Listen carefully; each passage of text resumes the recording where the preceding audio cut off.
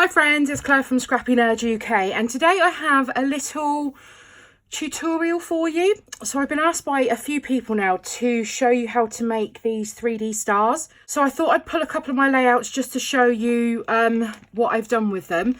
So this one here, I actually die cut some different sized stars for this layout, and I had them going around the page like this.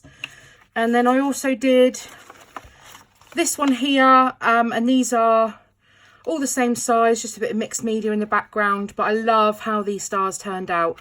I've got a few other layouts with these 3D stars. I've gone a bit 3D star crazy at the moment, so I thought I'd share with you how easy these are to create. So in proper Blue Peter style, here's one I made earlier. So this is what they'll look like. Now I've gone ahead and I've die cut a few stars. So I've just used a star die from my stash, and this one has a stitched edge. It doesn't need to.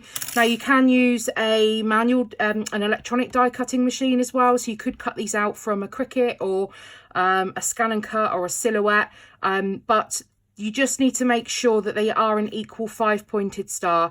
And what I mean by that is this edge and this edge align. So if I turn it around, it looks the same the whole way around, because that's going to make the 3D star. So if you have a star that's a funny angle, then I'm not too sure it's going to work. So I've gone ahead and die cut these, and I've just zoomed you in a little bit just to show you what I'm doing here. So I've got my score tool. I'll show you a couple of different ways that you can score these if you don't have a score tool. This was fairly inexpensive on Amazon. It's in my Amazon shop front.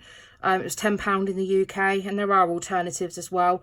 I've got the bigger Martha Stewart one, but I like something being compact to have on my desk.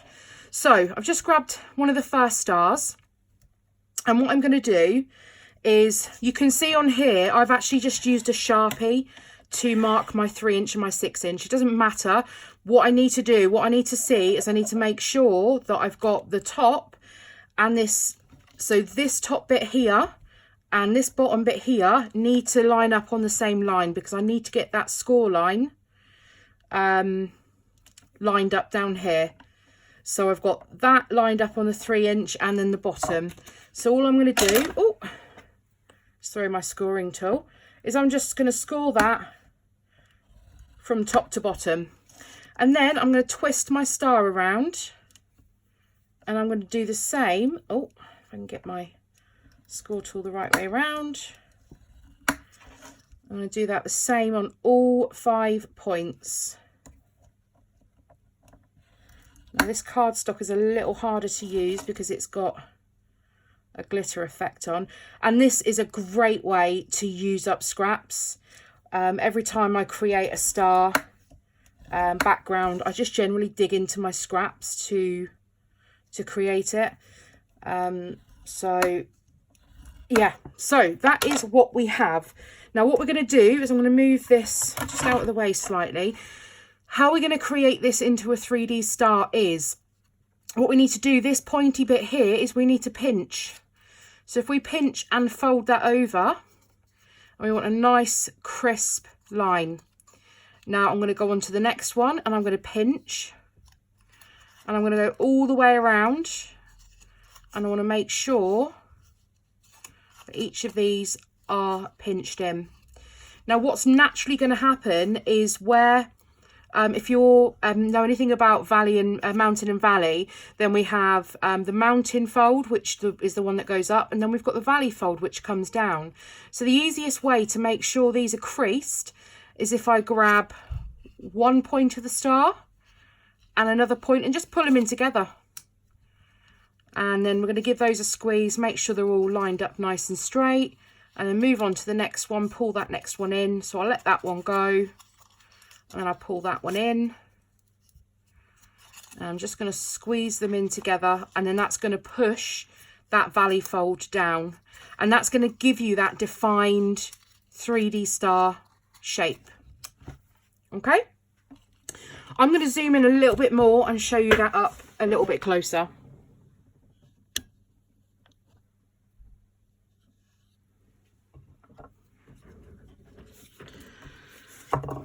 I'm going to do one on plain cardstock just so you can see. So I'm going to line that up at the top and the bottom and score down. Turn it around and score down. Turn it around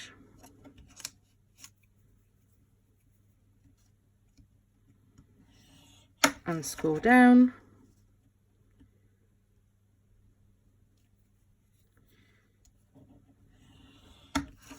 And then the last one, score down. So just to give you a bit of a close-up on this, so we have these bits here that we need to bend into a point. Don't worry if they're not absolutely perfect. So I'm going to go around and I'm going to bend each of these points. And then what I'm going to do is I'm going to bend this one and bend this one and pull it in together and squeeze it. And that's going to give us that defined valley fold there. So again, two of them in together. You'll see there it starts to bulk out. That's where you want to give it a squeeze so it's nice and flat. And again, squeeze that in together. And then that final one. And then we have a 3D star. So you can use these on whatever projects you want, your scrapbook layouts, your cards. I wouldn't suggest on a traveller's notebook, purely because of the depth, what we're going to need to do with these to keep them 3D. But that's your choice. So next up, I'm going to show you a separate way. So if you don't have a score tool, then if you grab your trimmer. Now this is slightly harder to do it with a trimmer, but it's not impossible. So I wanted to show you that it can be done, that you don't need all of the tools. So again, I've just got my my die cut here, and what I'm going to do is exactly the same as the score tool, but I'm going to line the top point up. So where the runner is, that the blade goes down, I'm going to line that top point up there and the bottom point up there, and I'm going to score. Now, some trimmers do come with a scoring blade already. The Fiskars one you can buy a scoring blade for as well. So you would do exactly the same thing as what I'm doing, but you would then just put the arm down and use the scoring tool instead. But as a workaround, you can just use that groove and a scoring tool. Now, if you don't have a scoring tool, this is just one that came with that. They are fairly inexpensive. This one I think is a Paper Mania one. Anything with a flat edge you can use, so just be careful if you're using something like a blunt knife. We don't want no accidents. There we have and these come together so quickly. Now I promise once you've done a couple, you will fly making these. So I did those fairly quickly, and there's quite a big space of area that these will take up on a scrapbook layout. So these are great to get some quick scrapbook layouts done. Now, in terms of the size of the stars, I've gone with this one here, which is, check out my ruler, from the top of the point down to the bottom, we are looking at 3.5 inches. I would say you can probably get away with a 2.5 inch star. Anything smaller than that, it becomes really difficult to get these score lines defined. So I would suggest going with something 2.5 inches at minimum.